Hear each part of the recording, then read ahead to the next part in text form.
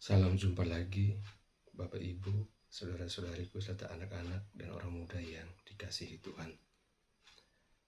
Kita berada di hari Senin, pekan kedua masa biasa. Hari ini juga adalah hari ketiga pekan doa sedunia untuk persatuan umat Kristiani. Kita diajak untuk boleh merenungkan bacaan suci hari ini. Dan untuk itu kita buka dengan tanda salib, tanda kemenangan Kristus, dan dilanjutkan dengan bacaan dari Injil Markus. Dalam nama Bapa dan Putra dan Roh Kudus. Amin. Injil Markus bab 2 ayat 18 sampai 22. Pada suatu kali, ketika murid-murid Yohanes dan orang-orang Farisi sedang berpuasa, datanglah orang-orang dan mengatakan kepada Yesus, "Mengapa murid-murid Yohanes dan murid-murid orang Farisi berpuasa, tetapi murid-muridmu tidak?"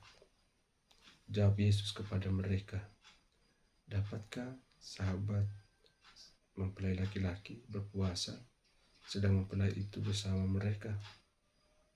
Selama mempelai itu bersama mereka, mereka tidak dapat berpuasa.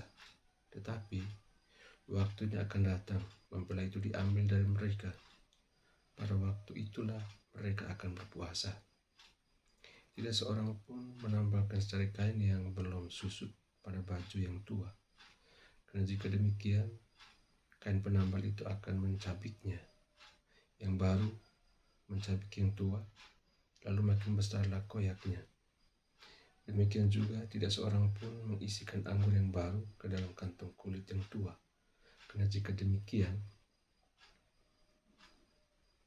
anggur itu akan mengoyakkan kantong itu, sehingga anggur itu dan kantongnya dua-duanya terbuang.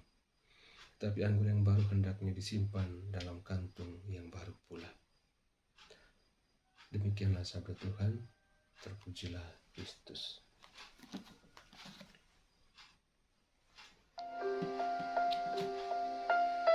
Bapak Ibu, saudara-saudaraku yang dikasihi Tuhan, hari ini Senin tanggal 20 Januari 2025, kita berada di hari ketiga pekan doa sedunia untuk persatuan umat Kristiani. Renungan kita hari ini diberi tema anggur baru dan persatuan dalam Kristus. Tema ini menjadi pengingat betapa pentingnya menjaga kesatuan di antara umat beriman, sekaligus menjadi momen refleksi atas tugas kita untuk terus berjuang memperbaharui diri dalam terang Kristus.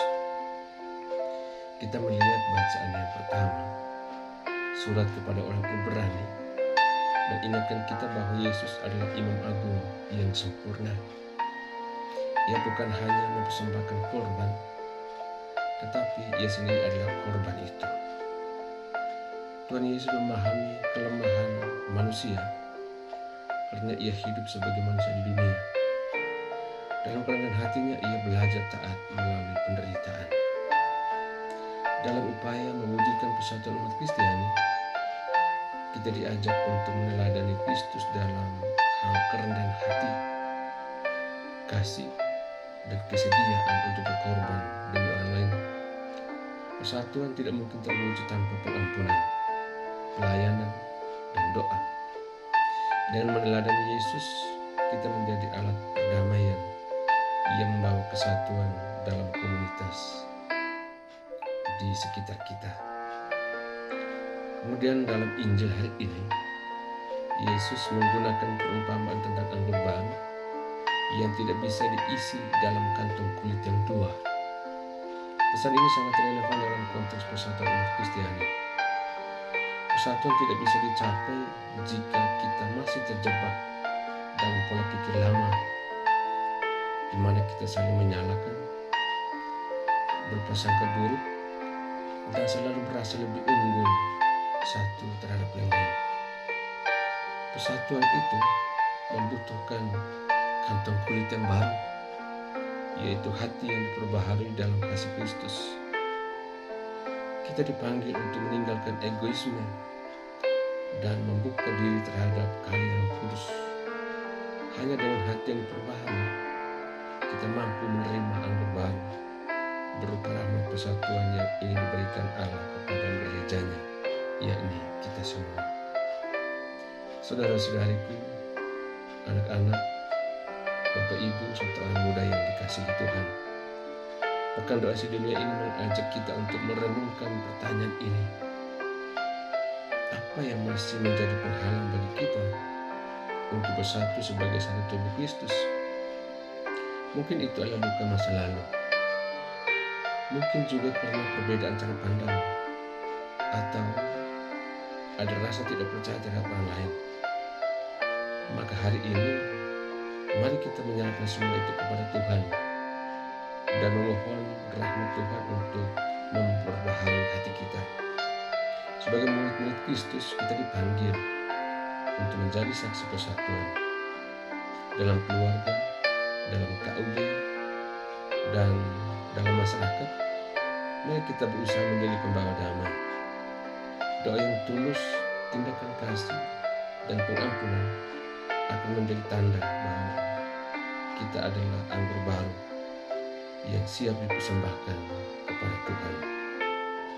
Maka baiklah, kita sampaikan harapan kita pada Tuhan dalam doa-doa kita. Ya Tuhan, Engkau adalah sumber persatuan dan kasih. Perbaharuilah hati kami, agar kami dapat meninggalkan egoisme, prasangka, dan kebencian. Bantulah kami menjadi alat-Mu untuk mewujudkan persatuan di tengah umat-Mu. Semoga melalui doa dan tindakan nyata, kami dapat menjadi saksi-Mu yang bersatukan semua orang dalam Kristus. Amin. Dalam nama Bapa dan Putra dan Roh Kudus.